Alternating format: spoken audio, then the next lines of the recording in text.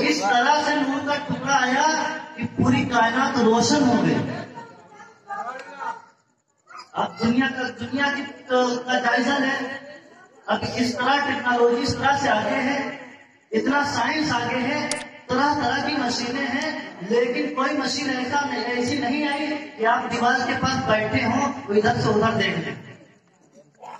Scan کر کے جسم کے اندر کا حال تو بتا دیں گے، لیکن کوئی شخص ایسی مشین نہ بنا سکا کہ آپ آنکھ سے دیوار کے ادھر دیکھ لیں، دیوار کے اس طرح کا دیکھ لیں۔ اگر آپ لائن چلائیں گے کوئی مشین کو ادھر رکھنا پڑے گا، لیکن کوئی مشین ایسی لاؤ تو اس طرف بیٹھے ہو اور اسی طرف وہ مشین ہو ادھر سے ادھر آپ کو دکھا دے۔ لیکن حضرت آمنہ فرماتی ہے جب نبی کی ولادت ہوتی ہے میرے گھر میں نور کا ٹکڑا آیا اور ایک کائنات روشن ہو گئی، اس طرح روشن ہو گئی، اس طرح روشن ہو گئی، میں اپنے گھر میں بیٹھ کر، اپنے روم میں بیٹھ کر، اپنی کوٹری میں بیٹھ کر ان کے شام کے محلات کو ملاحظہ فرما رہے تھے۔ یہ نبی کی شہادت ہوتی ہے۔ اکثر آپ بتائیں کچھ لوگ نبی کی برابری کا دعویٰ کرتے ہیں، ان برابری کی دعویٰ کرنے والوں سے میں سوال کرتا ہوں، ان سے میں پوچھتا ہوں اگر آپ بڑے بھائی بنتے ہو، آپ ان کی برابری کرتے ہو تو کچھ تو اثر ہوگا میں۔ اگر کوئی دو بھائی ہو، بڑے بھائی میں جو بات ہوتی ہے پوری نہیں تھوڑی بہت تو پائی جاتی ہے،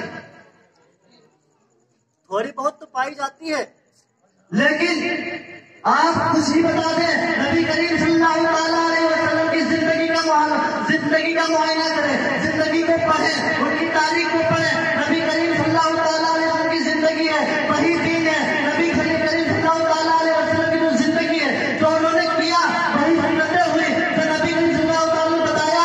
دراصل یوں سمجھ لیجیے نبی کا جو طور طریقہ رہا، جس طرح نبی چلے وہی آج دین بن گیا، وہی ہمارے لیے آیا۔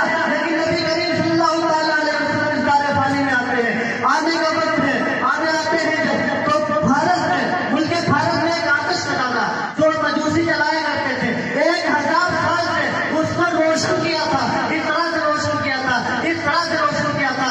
1000 سال تک نبی بجھنے کی نوبت نہیں آئی، نبی وہ بجھا نہیں تھا، لیکن جس دن نبی کریم صلی اللہ علیہ وسلم کی ولادت کے بعد شہادت ہوتی ہے، وہ آتش کدا ملک بھارت میں اچانک یہ بجھ جاتا ہے۔ یہ نبی کریم صلی اللہ علیہ وسلم کی ولادت کے بعد شہادت ہے۔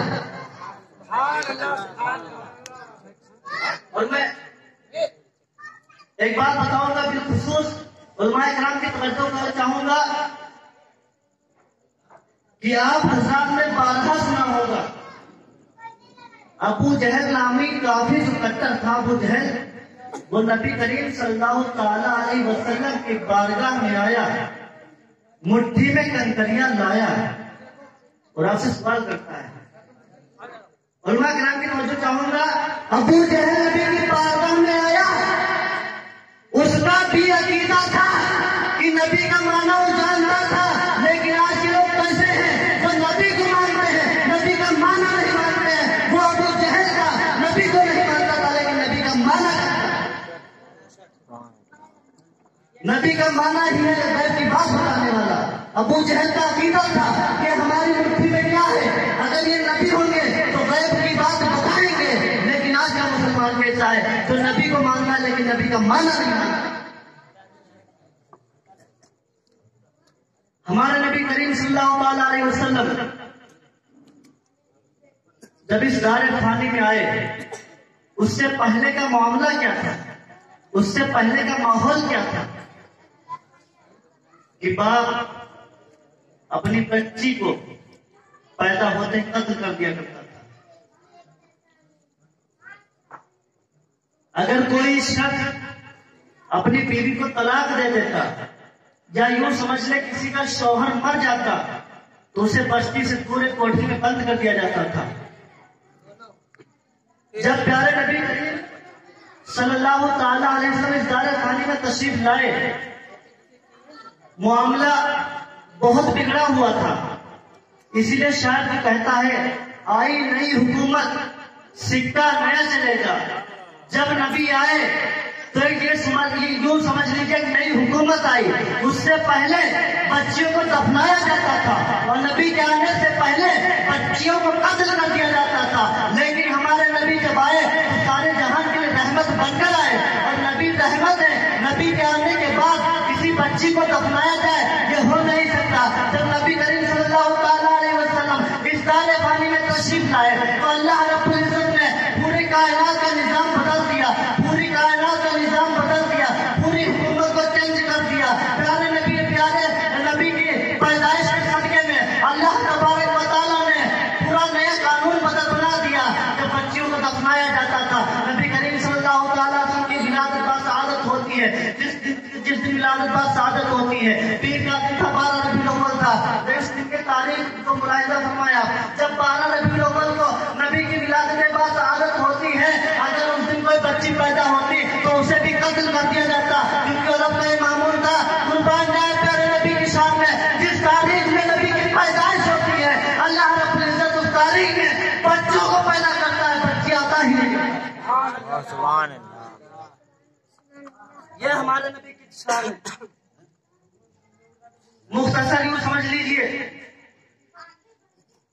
نبی کی تعریف اگر بیان کی جائے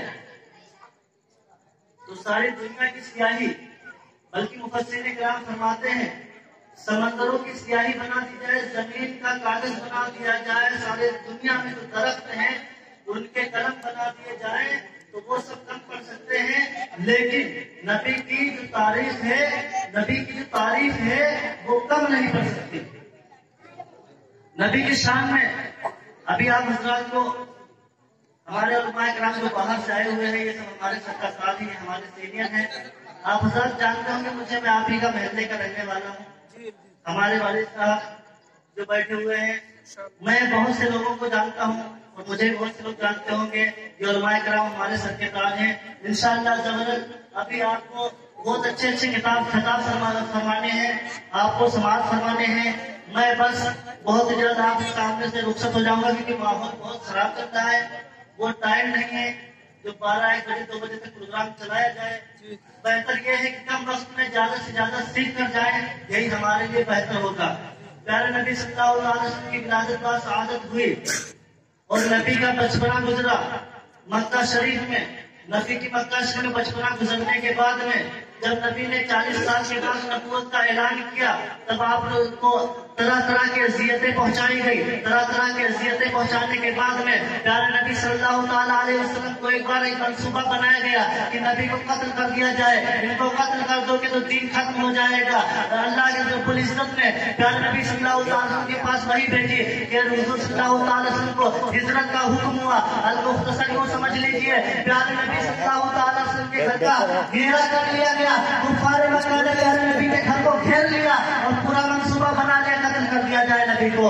تب اللہ کے رسول صلی اللہ تعالیٰ وسلم کے پاس وحی الہی نازل ہوتی ہے۔ پیارے نبی صلی اللہ تعالیٰ علیہ وسلم اپنے بستر عدالت پہ حضرت علی کو لٹاتے ہیں اور آپ ہاتھ میں کچھ کھاس لیتے ہیں، بعض روایتیں کہ کنکریاں لیتے ہیں، ان پہ کچھ دم کرتے ہیں اور کفاروں کی جانب پھینک دیتے ہیں۔ آپ کا یوں پھینکنا تھا کہ ان کے سامنے سے آپ اوجھل ہو جاتے ہیں اور ان کے بیچ سے آپ نکل جاتے ہیں اور یوں اس طرح سے صدیق اکبر آپ کے ساتھ ہجرت میں جاتے ہیں۔ اور پیارے نبی صلی اللہ علیہ وسلم نے جب ہجرت کیا، ہجرت کے بعد مکہ شریف پہنچے، مکہ شریف پہنچنے کے بعد پیارے نبی صلی اللہ تعالیٰ علیہ وسلم نے وہاں سے جو دین کا معاملہ ہوا ہے، وہاں سے جو دین کا بول بالا ہوا، پیارے نبی صلی اللہ علیہ وسلم کی جو چاہنے والوں کا بول بالا ہوا ہے، وہ مدینہ شریف سے اس طرح پھیلا کہ آج روئے زمین کے اوپر کوئی ذرہ باقی نہیں کہ جہاں پہ مسلمان آباد نہ ہو، قائم نہ ہو۔ اللہ تعالیٰ سے دعا ہے کہ ہم سب کو، اللہ تعالیٰ سے دعا ہے کہ سچ بولنے، سچ